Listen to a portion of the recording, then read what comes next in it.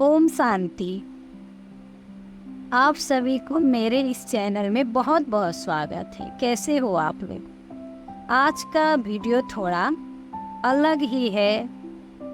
जो भी इस वीडियो को क्लिक करके इस वीडियो को देखने के लिए जो भी आए हैं वो भाग्यशाली आत्मा है।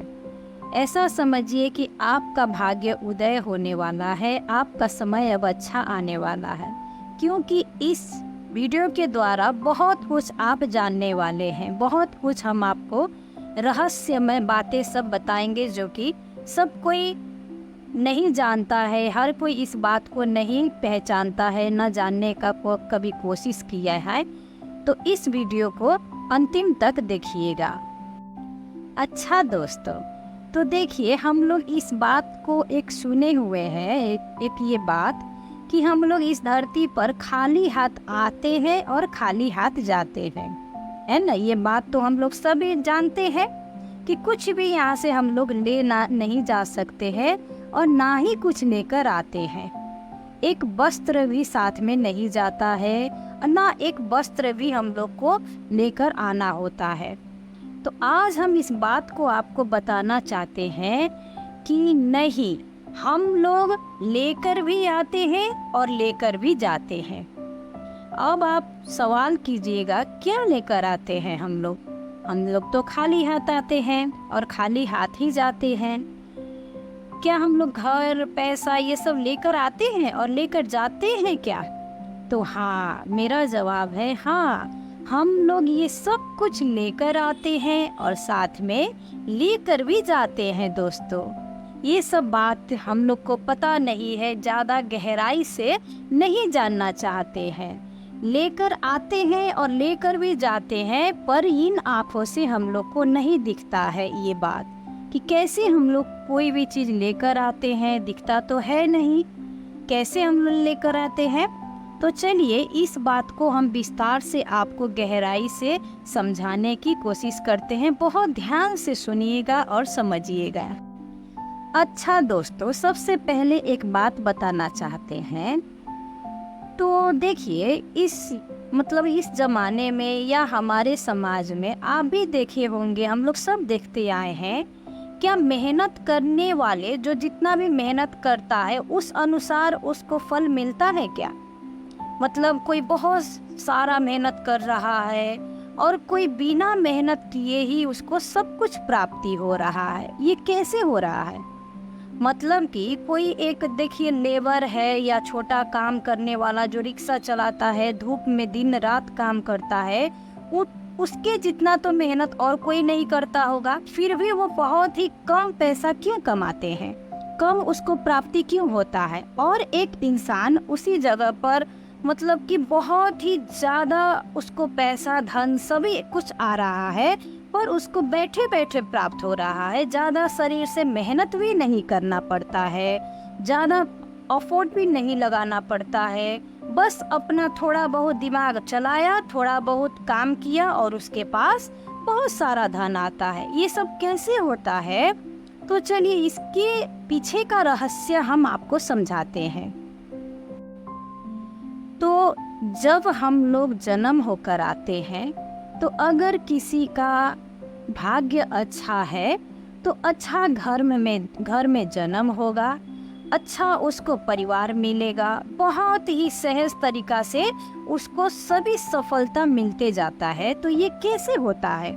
किसी आत्मा को बहुत दुख है, बहुत तकलीफ है, जीवन भर भी कमाता है फिर भी कुछ नहीं कर पाते हैं, और वहीं पे कोई बहुत ही आसानी से हर चीज़ उसको मिलते जाता है।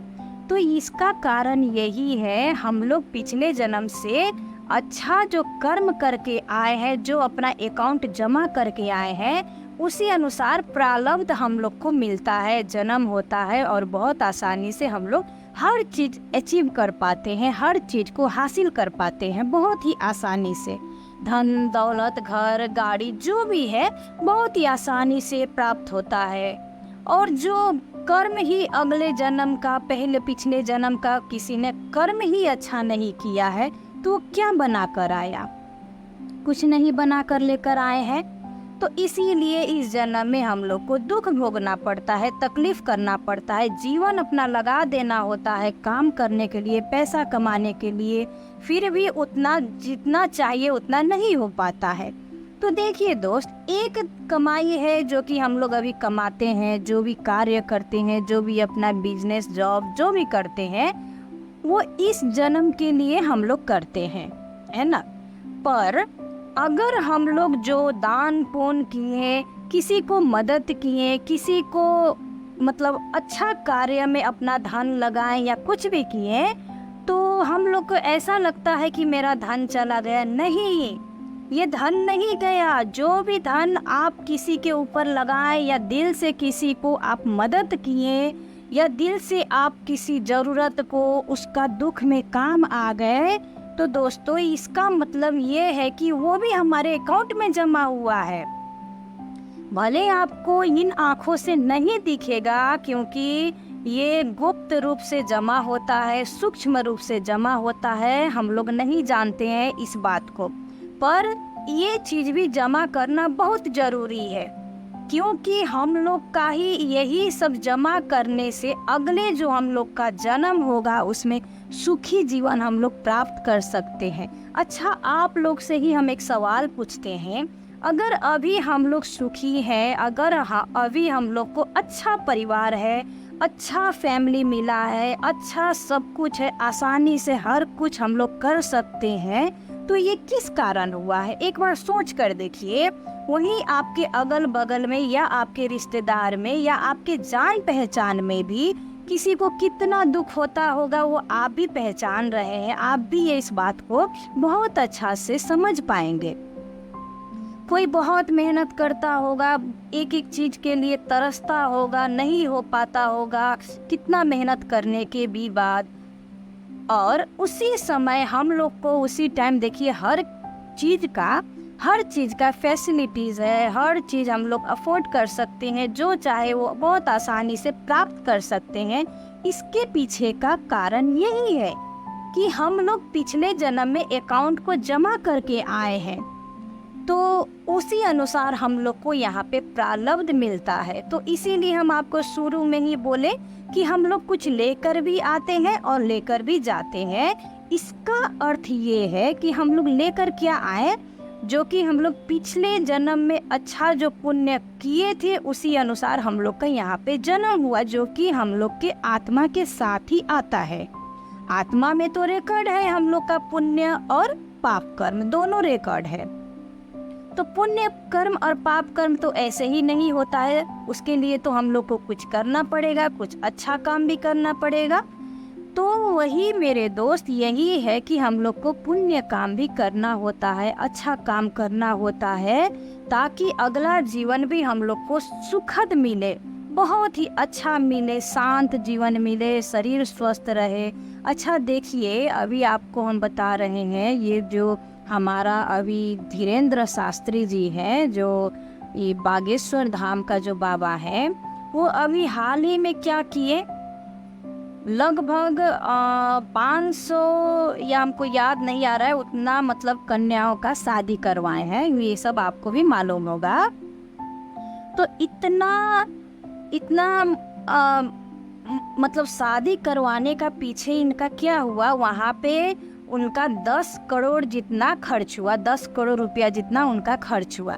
तो क्या उनका वो खर्च हुआ तो उनको प्राप्त नहीं होगा क्या?